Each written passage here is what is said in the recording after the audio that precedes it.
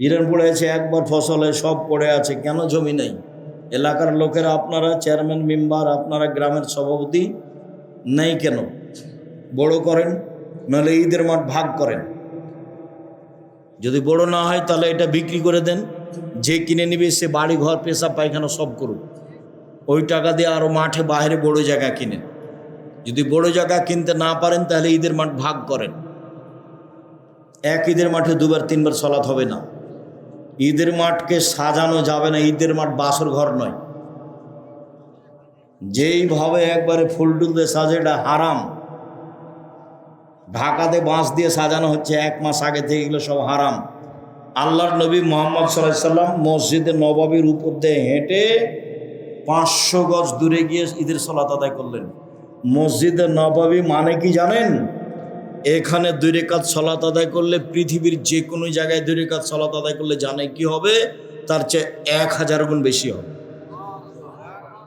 এই জায়গার উপর দিয়ে পায়ে হেঁটে দূরে চলে গেলেন ফাঁকা জায়গায়। ঈদের সালাত ফাঁকা জায়গায় হতে হবে। ঈদের সালাতের মাঠে ইমামের জায়গা ঠিক করা হবে না, পাকা করা হবে না, মেহরাব করা হবে না। এতটুক যে জমি দখলের জন্য প্রাচীর দিতে পারে, এছাড়া ঈদের মাঠ সাজানো হবে না, ঈদের মাঠে মেহরাব করা হবে না, ঈদের মাঠে ইমামের জন্য জায়গা ওইভাবে পাকা করা হবে না, সব হারাম। আতশবাজি করা যেমন হারাম, এগুলো তেমন হারাম। ফাঁকা জায়গায় ঈদের সালাত হতে হবে, হতেই হবে। যা বলছি এটা কথায়। আম গাছে জাম ধরতে পারে, ধরে না। অমাবস্যা রাতে চাঁদ উঠতে পারে, উঠে না। শুঁয়ের ছিদ্র দিয়ে লাঙ্গলের ফাল ঢুকতে পারে, ঢোকে না। শুঁয়ের ছিদ্র দিয়ে লাঙ্গলের ফাল ঢুকে যেতে পারে। আম গাছে জাম ধরে যেতে পারে, অমাবস্যার রাতে চাঁদ উঠে যেতে পারে, এগুলো ঘটে যেতে পারে।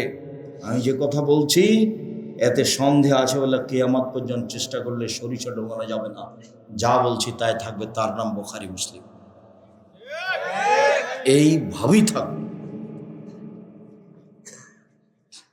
সম্মানিত দিনী ভাই বোন, বলছিলাম সিজদা করার সময় মাথা নাক কপাল একটু আগিয়ে রাখবেন, দোয়া পড়বেন যার যা মনে লাগে। উঠে আসেন, এ হলো 1 রাকাত। আর 1 রাকাতে হলো 2 রাকাত। 2 রাকাতে বাম পায়ের পাতার উপরে বসবেন, ডান পা খাড়ো করে রাখবেন। 4 রাকাত বা 3 রাকাত সালামের বৈঠকে বাম পা ডান দিকে বের করে দিবেন। সালামের বৈঠক 1 রাকাত, তা হলো বিতর। সালামের বৈঠক 2 রাকাতে, তা হলো ফজর।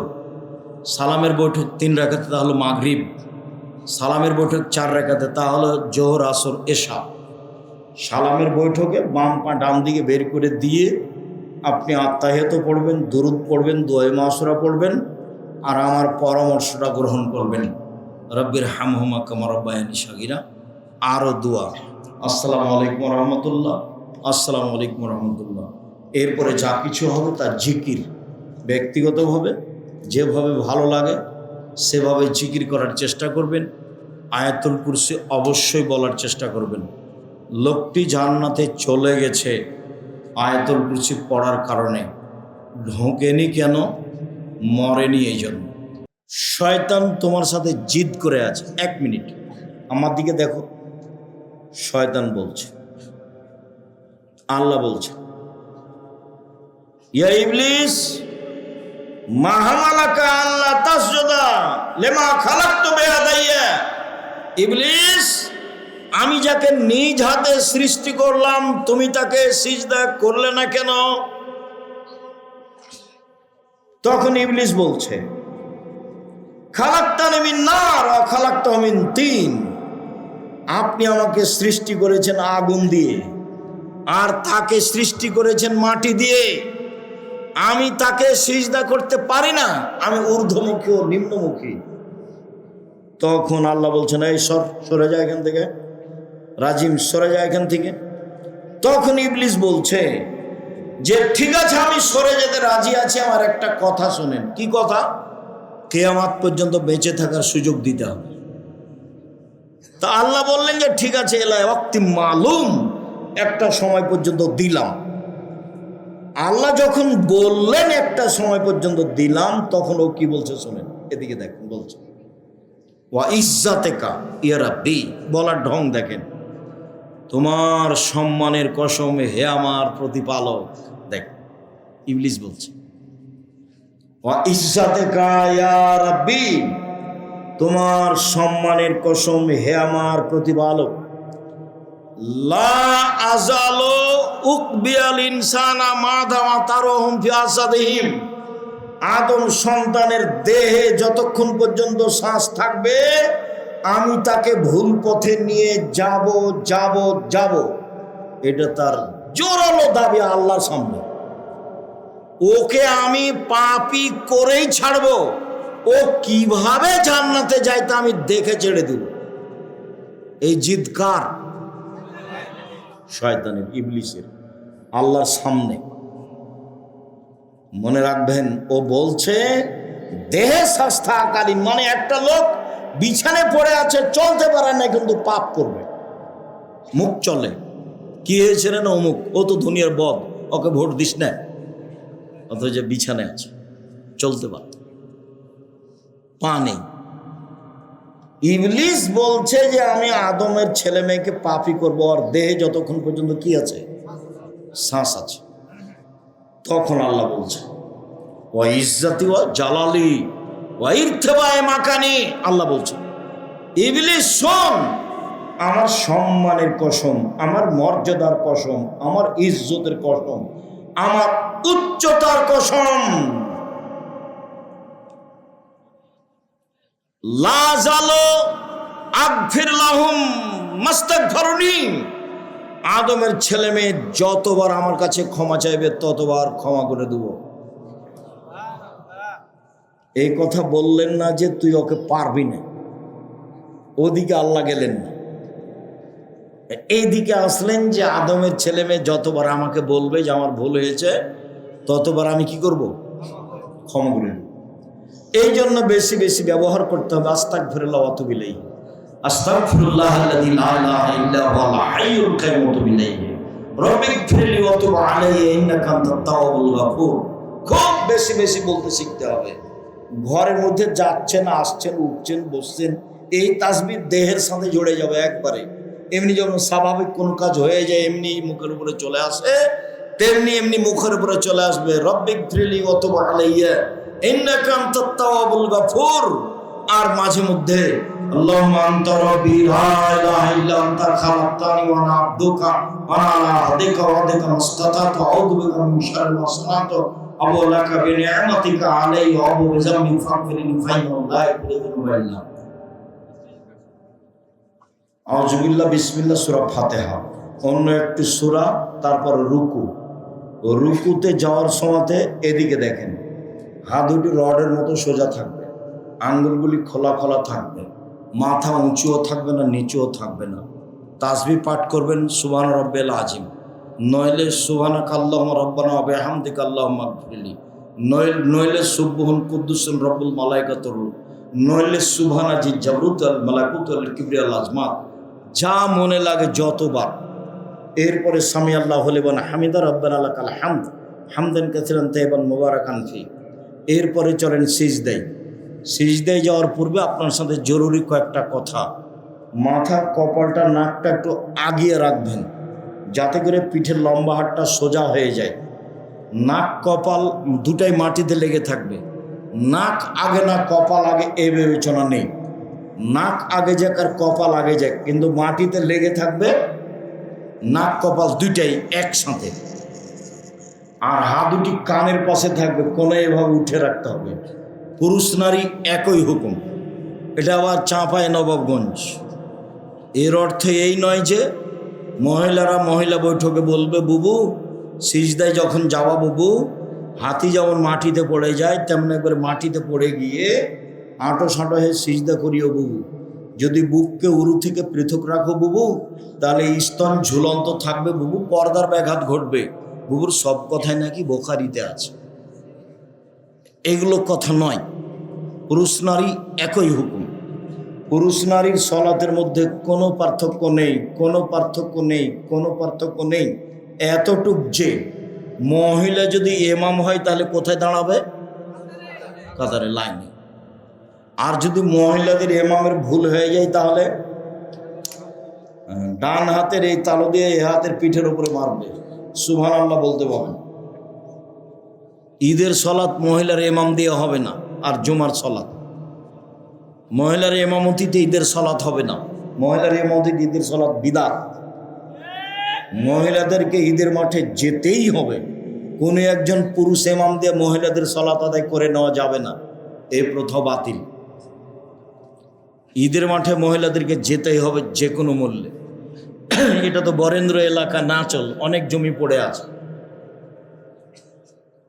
ইরান পড়ে আছে, একবার ফসলে সব পড়ে আছে, কেন জমি নেই?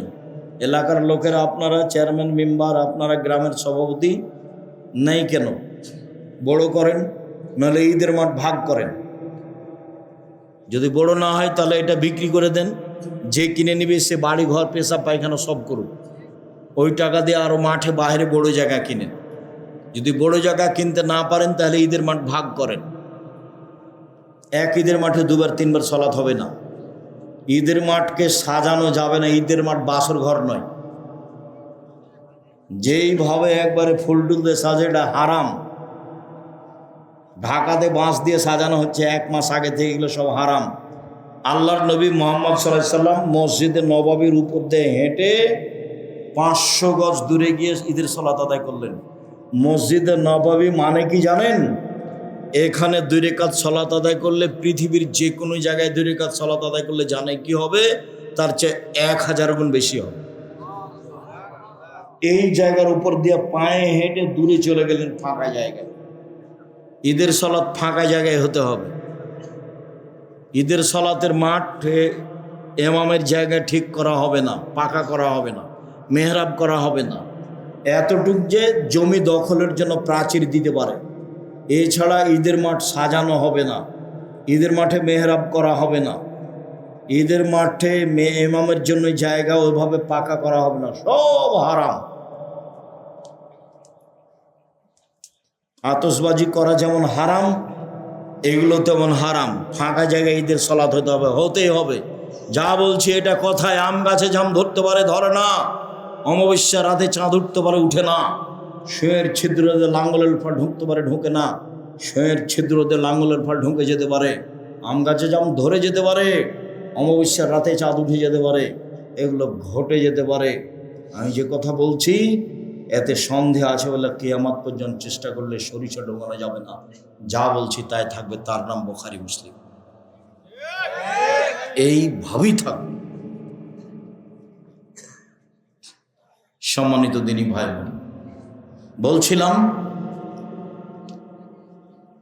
সিজদা করার সময় মাথা নাক কপাল একটু আগিয়ে রাখবেন, দোয়া পড়বেন যার যা মনে লাগে। উঠে আসেন, এ হলো 1 রাকাত। আর 1 রাকাতে হলো 2 রাকাত।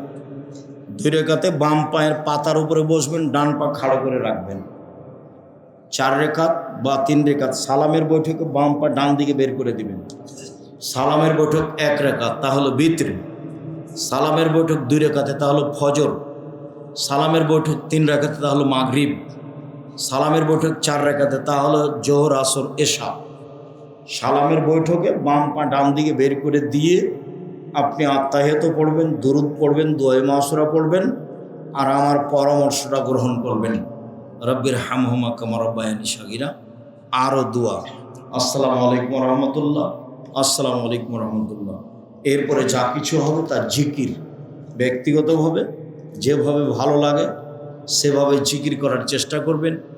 আয়াতুল কুরসি অবশ্যই বলার চেষ্টা করবেন। লোকটি জান্নাতে চলে গেছে আয়াতুল কুরসি পড়ার কারণে, ঢোকেনি কেন? মরেনি এই জন্য। আয়াতুল কুরসিকে এইভাবে প্রাধান্য দিবেন 5 ওয়াক্ত সালাতের পরে। সম্মানিত দিনী ভাই বোন, আমি আপনাদের সকলের একান্তভাবে সালাত আদায় করে কামনা করি। এই ছাড়া কোনো ইবাদত কবুল হবে না মর্মে। সাথে সাথে আপনাকে আরও অনুরোধ করি, আমরা মুখে রাসূল সাল্লাল্লাহু আলাইহি ওয়াসাল্লামের কথা পেশ করার চেষ্টা করি, মিডিয়াতে চেষ্টা করি, কলমে। আজকে কলমও আছে, গাড়িতে বই আছে না, এখানে নিয়ে আসতে পারে। দেখেন আব্দুল্লাহর বই কি আছে। আমাদের বইগুলো আছে, আমার হাতের ডানে আছে, সালাত শিক্ষা, এসব বইগুলি সংগ্রহ করার জন্য অনুরোধ জানাচ্ছি।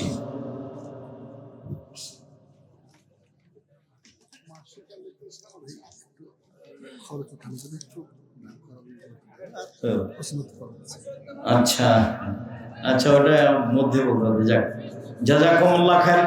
কয়েকটা জিজ্ঞাসা, আর বই হাতে ডানে আছে, কেউ খালি যাবেন না। ও মাসিক আল ইতিসাম আছে, 12 জন মুফতি আছে, 50টা প্রশ্ন উত্তর লিখা হয়। 12 জন মুফতির মাধ্যমে দেশ বিদেশের মুফতি, 50টা প্রশ্নের উত্তর আছে। আর আল ইতিসাম পত্রিকায় আব্দুল্লাহর 3টা লিখা আছে। একটা আছে সম্পাদকীয় আব্দুল্লাহর, আর 2টা আছে প্রবন্ধ।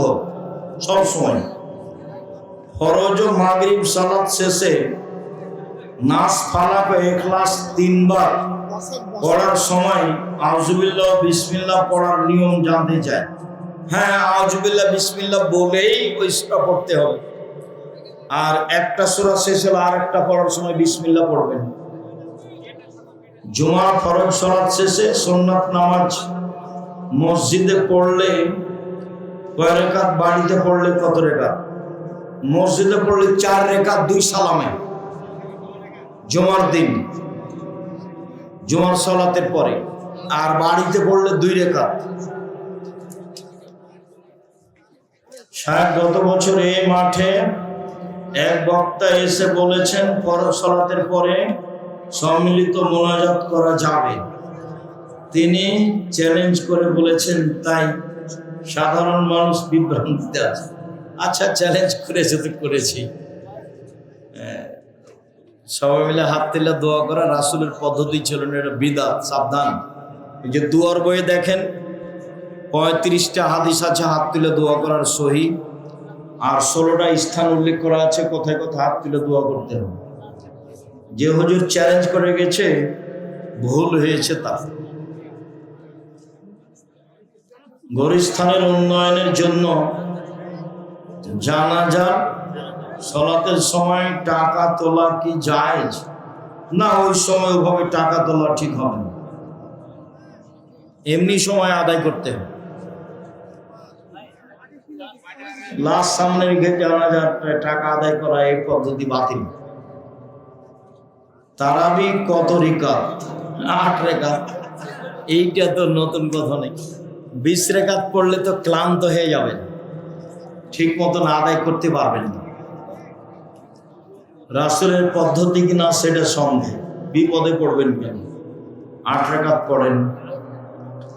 পশুর জান যায় এই অবস্থায় জবাই করা যাবে কি? জি, যাবে। রুজি হলে খান, ওটা জবাই করে খাওয়াই উত্তম। জান যায় অবস্থায়। ঝড়ের সময় আজান দেওয়া যাবে কি? না গেলে করণীয় কি? ঝড়ের সময় আজানের বর্ণনা নেই। আল্লাহ মিনাসালাক খায়রামা ফিয়া খায়রামা জবা উরসিলাত আলাইহি। ঝড়ের সময় দোয়া দেওয়া আছে, দোয়ার বই দেখেন ঝড়ের সময় কোন দোয়া বলতে। রমজান মাসে তারাবি জামাতে নেকি বেশি না বাড়িতে? বাড়িতে একাই পড়া উত্তম, ভালো করে পড়তে পারলে। সালাত ঈদের তাকবীর ছুটে গেলে কি করবে? ঈদের তাকবীর ছুটে গেলে মানে রাকাত ছুটে গেলে, যদি রুকু পাই তাহলে ঈদের সালাত পেয়ে গেছে, মানে 1 রাকাত পেয়ে গেছে। তো বাকি আর 1 রাকাত যখন পড়বে তখন 5 তাকবীর দিবে। কেন? এর শেষটা হচ্ছে এর প্রথম। আর জানাজার সালাত ছুটে গেলে যেটুকু ছুটে সেটুকু কাজা নেই, ইমামের সাথে সালাম ফিরবে জানাজা। আর ঈদের সালাত ইমাম তাকবীর দিতে ভুলে গেলে, এখানে তো ইমাম তাকবীর দিতে ভুলে গেলে সালাত পুনরায় আদায় করতে হবে না, সুন্নাত ছুটে গেছে। কম বয়সের মানুষকে ইমাম করবেন। দেবীনগরে আমি দেখেছি আমাদের এক ইমাম 2-4-5 বছর কোনোবারই ঠিক হয়নি। প্রথমবার হলে দ্বিতীয়বার রুকু থেকে উঠে রাকাত থেকে উঠে কেরাত শুরু করে দিয়েছে। সেই 30, 25, 30 থেকে নিয়ে 40 এরকম বয়সের মানুষ এমন ঠিক করে। বাংলাদেশে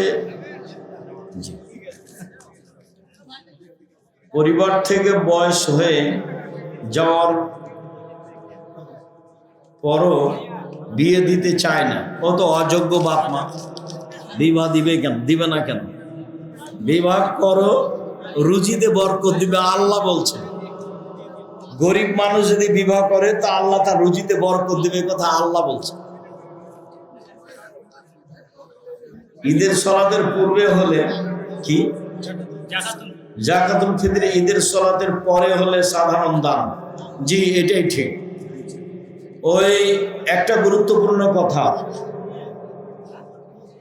ঈদের দিন সকালে ফিতরা বের করতে হবে, এইটাই বুখারী মুসলিমের হাদিস। নিতান্তই 29 বা 30-এ রামাজান করতে পারে, তাছাড়া 25, 30, 27-এ রামাজান এগুলোতে করা যাবে না। অর্থ সিয়ামি রোজায় শেষ হয়নি তো ফিতরা দিবে কেন? ও তো তার রোজা সিয়ামকে পবিত্র করার জন্য ফিতরা। অতএব ফিতরা ঈদের দিন সকালে দিয়ে যাবে ঈদের মাঠে। এটা হলো যাকাতুল ফিতরার যদি এসে দেয় তাহলে এটা সাদকা, এটা ফিতরা হয়নি। প্রশ্ন হচ্ছে সমাজ ব্যবস্থার কাছে পৌঁছানোটা আদায় নাকি গরিব অসহায়দের? না না, পৌঁছানোটাই আদায়। বন্টন পরিবেশ অনুযায়ী করবে। বন্টন তাৎক্ষণিক করতে পারে, 1-2 দিন পরে করতে পারে। আমাদের সমাজ ব্যবস্থায় যাকাতুল ফিতরা মসজিদ মাদ্রাসায় বিতরণ করে। মানে কি, মাদ্রাসায় দেওয়া যেতে পারে, মসজিদে দেওয়ার কোনো প্রশ্নই আছে না। তাছাড়া ফকির মিসকিনকে দেওয়াই উত্তম।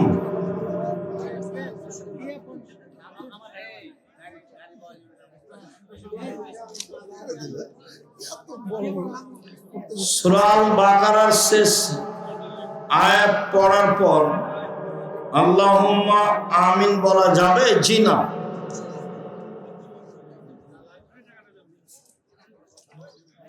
আমাদের মসজিদে রাত্রে বেশ কিছুক্ষণ পর পর মাইকে বলা বলি করে যে আর 25 মিনিট, নাজায়েজ বিদাত হয়েছে, হারাম হয়েছে তোমাদের ওইসব লোকের ইমামের, খবরদার নয়, আর এখন সময় শেষ, খাওয়া যাবে না।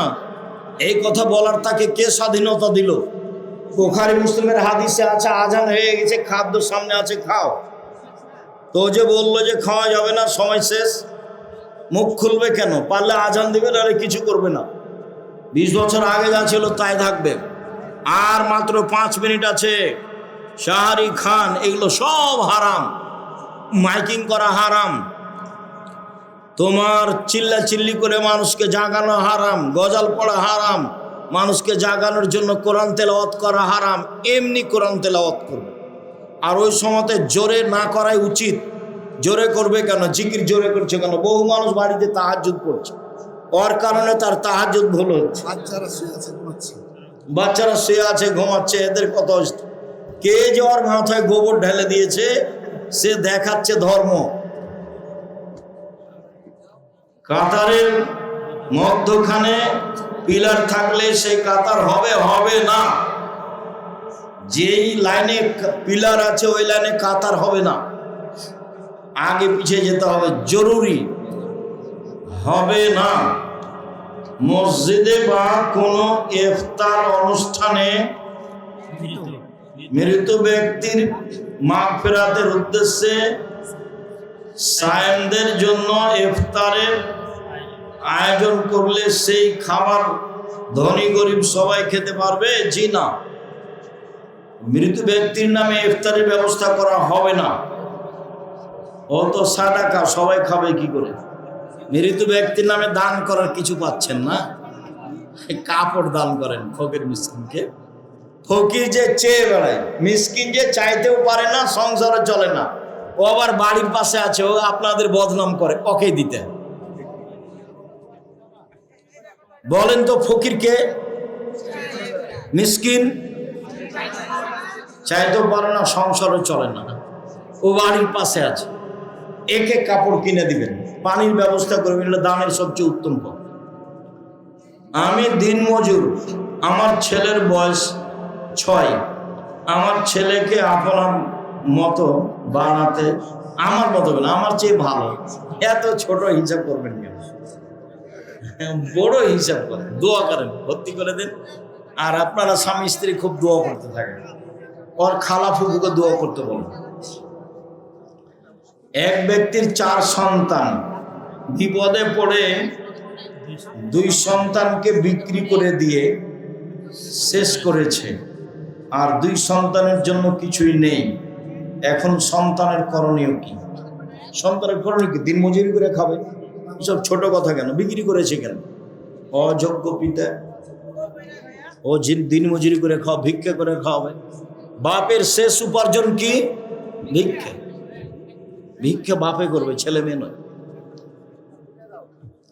শায়েখ আসসালামু আলাইকুম। শায়েখ আপনি কিছু মনে নেবেন না, একটা কথা কি যে বলবে তুমি। প্রায় যুবক শ্রেণীরা বলে যে আপনি যদি কি রহমান সাহেবদের মতো জিহাদের আলোচনা গুলো, তোমার নেতাকে 10 বা 1 যুগ পড়াতে চেয়েছে, এই জন্য আগে পড়ো তারপরে কথা বলিও। কোরআন হাদিস না জেনেই মাঠে দিনরাত কাজ করছি। 88 আগস্টের 20 তারিখ বুধবার থেকে শিক্ষক, 37 বছর চলছে, নিয়মিত বুখারী মুসলিম পড়াই। 90 সাল থেকে মাঠে আছি, মুখে আছি, কলমে আছি, মিডিয়ায় আছি। 97 সাল থেকে ফতোয়া লিখি, 2016 সাল থেকে ফতোয়া বোর্ড পরিচালনা করি। মানুষ ভুলের ঊর্ধ্বে নয়, এটা ঠিক। তুমি যেটা মনে করছো সেটা ভুল বুঝেছ, তোমার নেতা ভুল বুঝেছে। এইরকম লেখা খবরদার আমার সামনে পেশ করবো না। দান করতে হবে আল্লাহর সন্তুষ্টির জন্য, নাকি অন্য কোনো নিয়ত করে? জি, আল্লাহর সন্তুষ্টির জন্য। আমি একজন মহিলা, আমার মাঝে মাঝে স্বপ্নদোষ হয়, কিন্তু লজ্জা স্থান থেকে কোনো কিছু বের হয় না, তাহলে কি আমাকে ফরজ গোসল করতে হবে? ফরজ গোসল করতে হবে না, মহিলার স্বপ্নদোষ হবে, এইটাই ঠিক, বুখারী মুসলিমের হাদিস। স্বপ্নদোষ হতে যদি লজ্জা স্থানে শুক্রকীট বীর্য দেখে তাহলে তাকে গোসল করতে হবে, বা কাপড় ভিজে গেছে এরকম হয়, যদি না হয় তাহলে গোসল করতে হবে না। এই বিষয়ে পুরুষ নারী একই হুকুম। আমাদের বাড়িতে অনেক মানুষ, কিন্তু যেখানে সেখানে পরিষ্কার অপরিষ্কার জায়গায় পা দিয়ে ঘরের ভিতর প্রবেশ করে, কোনো সময় শুকনা পায়ে আবার কখনো ভিজা পায়ে ওই ঘরের মেঝেতে খাবার খাই, আবার নামাজ পড়ি, কখনো কখনো ঘুমাই, তাহলে কি পবিত্রতা ঠিক থাকবে? চেষ্টা করো, থাকবে। মাটি শুকিয়ে গেলে শেষ। আর যদি পাকা মেঝে হয় তাহলে মুছে ফেলো, এটা সমস্যা নয়, এটা তোমার অন্তরের ধোঁকা। দোয়া করার সময় কি বলবো? শুধু আমিন না আল্লাহুম্মা আমিন? আমিন বলেন, দুটা ভালো কথা। আল্লাহুম্মা আমিনও বলতে পারেন, হাদিসে আমিন আমিন এসেছে, আমিন মানে কবুল কর।